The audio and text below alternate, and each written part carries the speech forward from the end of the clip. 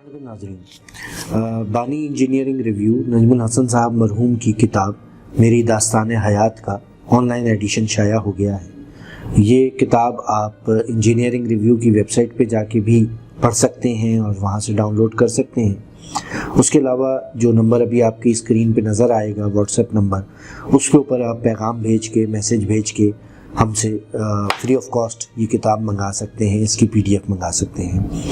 आज इस किताब का एक इक़्तिबास मैं आपकी खिदमत में लेकर हाज़िर हुआ हूँ।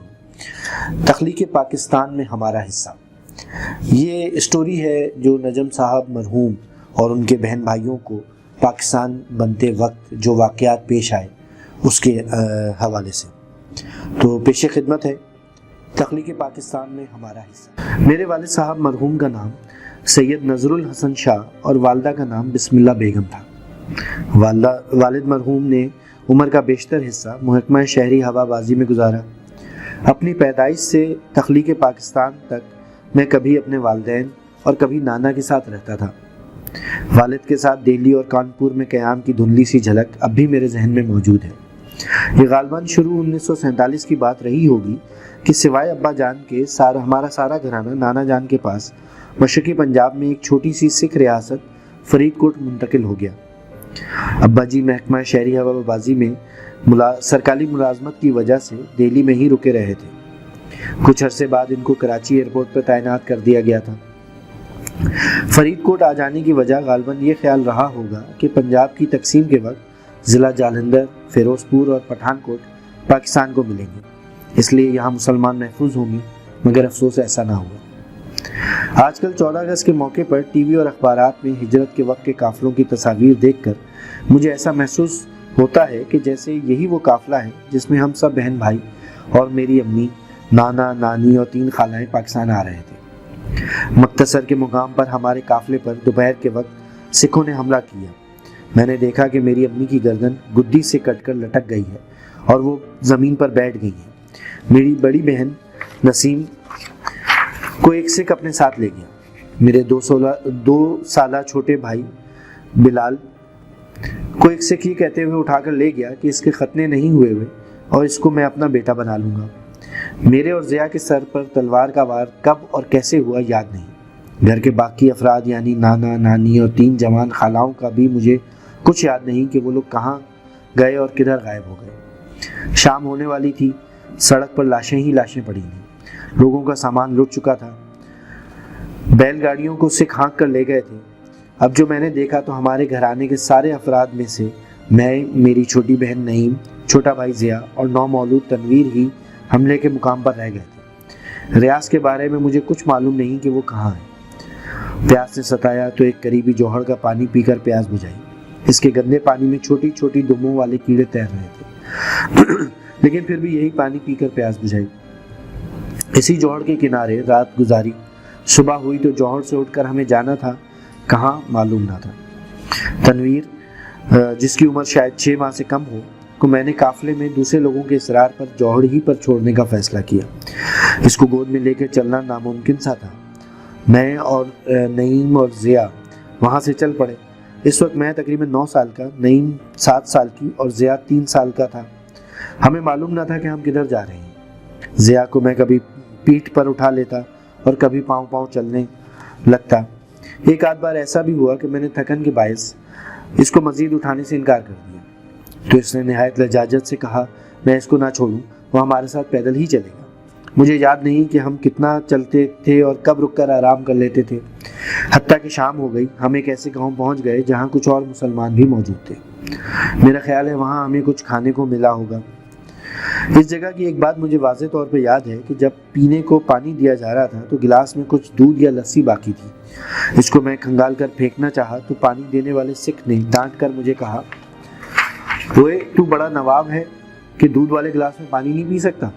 मैं सहम कर रुक गया और दूध वाले गिलास में ही पानी पी लिया। इस बात ने सारी उम्र के लिए मुझे एक सबक दिया कि छोटी मोटी खराबी के बावजूद बड़ा काम किया जा सकता है। मुझे याद नहीं कि मेरी बहन और भाई ने कब और क्या खाया।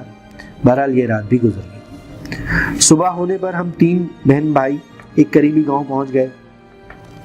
यहाँ हम तीनों एक जौहर के किनारे दरख्तों के साए में सस्ता रहे थे कि एक आदमी آ کر ہماری بہن نعیم، عام بول چال میں جسے ہم نیمی کہتے تھے، کو لے گیا۔ کچھ دیر بعد واپس آ کر نیمی نے بتایا کہ سامنے والے گھر میں ایک عورت اس کو رکھ لینا چاہتی ہے۔ اس پر میں نے اس سے کہا کہ وہ عورت یا تو ہم تینوں کو رکھے، ورنہ اکیلی نیمی کو وہاں نہ رہے گی۔ یہ سوچ اور شرائط مجھے کیسے سجھائی دی میں نہیں جانتا۔ تھوڑی دیر بعد نیمی نے واپس آ کر بتایا کہ وہ ہم تینوں کو یہاں رکھ لے گی۔ اب پہلی بار مجھے اور ضیاء کے سر کے زخم صاف کیے گئے، مرہم لگا کر پٹی کی گئی۔ میرا کام یہ تھا کہ پرانی پٹی کو دھو کر دوسرے دن کے لیے تیار کروں۔ اس دیکھ بھال سے ہم دونوں کے سر کے زخم ٹھیک ہو گئے۔ یاد نہیں مگر گمان ہے کہ ہم یہاں 15-20 دن رہے ہوں گے۔ معلوم ہوا کہ اس گھر میں سردار جی کی تینوں بیویوں میں سے سب سے چھوٹی ایک مسلمان عورت ہے، جس سے سردار جی نے چند سال قبل شادی کی تھی۔ وہ ایک خوبصورت دراز قد گوری چٹی عورت تھی۔ آرام اور پرآسائش زندگی نے اس کو ہلکے سے موٹاپے کے ساتھ ایک باوقار عورت بنا دیا تھا۔ وہ ہماری محسنہ تھی، اس لیے مجھے وہ ہمیشہ ہی اچھی لگتی تھی۔ اسی مسلمان عورت کے زیر اثر سردار جی نے بہت سے لٹے پٹے مسلمانوں کو سرحد پار پاکستان بھجوایا تھا۔ یہاں میں نے یہ بھی دیکھا کہ اس گھر میں آنے والا سودا قرآن کے اوراق میں لپٹا ہوا ہوتا تھا، پھر وہ اوراق کوڑے میں ڈال دیے جاتے تھے۔ سردار جی کے لڑکے مذاق کے انداز میں مجھے وہ اوراق دیتے اور کہتے کہ ان کو پڑھ لو، شاید اس سے مسلمانوں کو فائدہ ہو۔ ایک دن ہمیں بتایا گیا کہ تیار ہو جاؤ، کل بہت سے لوگوں کے ساتھ تم تینوں کو بھی پاکستان بھیج دیا جائے گا۔ پاکستان کی سرحد پر ہمیں ایک مسلمان زمیندار کے حوالے کر دیا گیا۔ وہ ہمیں اپنے گاؤں لے گئے، جو غالباً عارف والا کے قریب تھا۔ ہمارے ساتھ آنے والے باقی لوگ پاکستان پہنچ کر کہاں چلے گئے کچھ معلوم نہیں۔ گاؤں پہنچ کر ہم نے دیکھا کہ بہت سے لٹے پٹے لوگ اس مسلمان زمیندار کے مہمان تھے۔ یہاں ہم خوف کی فضا سے نکل کر امن کی فضا میں داخل ہو گئے تھے، مگر اپنے بزرگوں یعنی ماں، نانا، نانی، خالاؤں میں سے کوئی ساتھ نہ تھا۔ دوسروں کے رحم و کرم پر ایک سے دوسری جگہ منتقل کیے جا رہے تھے۔ البتہ ہمارے نئے میزبان مہربان اور شفیق لوگ تھے۔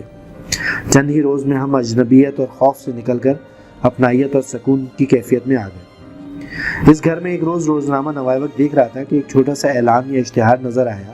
یہ اعلان میرے ماموں جان کی طرف سے ہمارے سارے گھر والوں کی تلاش کے سلسلے میں چھپا تھا کہ میرے نانا جناب فیض محمد کے گھرانے کے لوگ اگر کہیں ہوں تو سید وحید الزمان سے سادی پارک مزنگ لاہور کے فلاں پتے پر رابطہ کریں۔ یہ اشتہار میں نے اپنے میزبان کو دکھایا۔ انہوں نے فوری طور پر ہمارے ماموں وحید صاحب کو بذریعہ تار اطلاع دی۔ اس زمانے میں تار ہی پیغام رسانی کا تیز ترین ذریعہ ہوتی تھی۔ دوسرے یا تیسرے دن ماموں جان گاؤں میں تھے۔ ان کو دیکھ کر اور مل کر جو خوشی ہوئی، اس کی کیفیت آج تک دل پر نقش ہے۔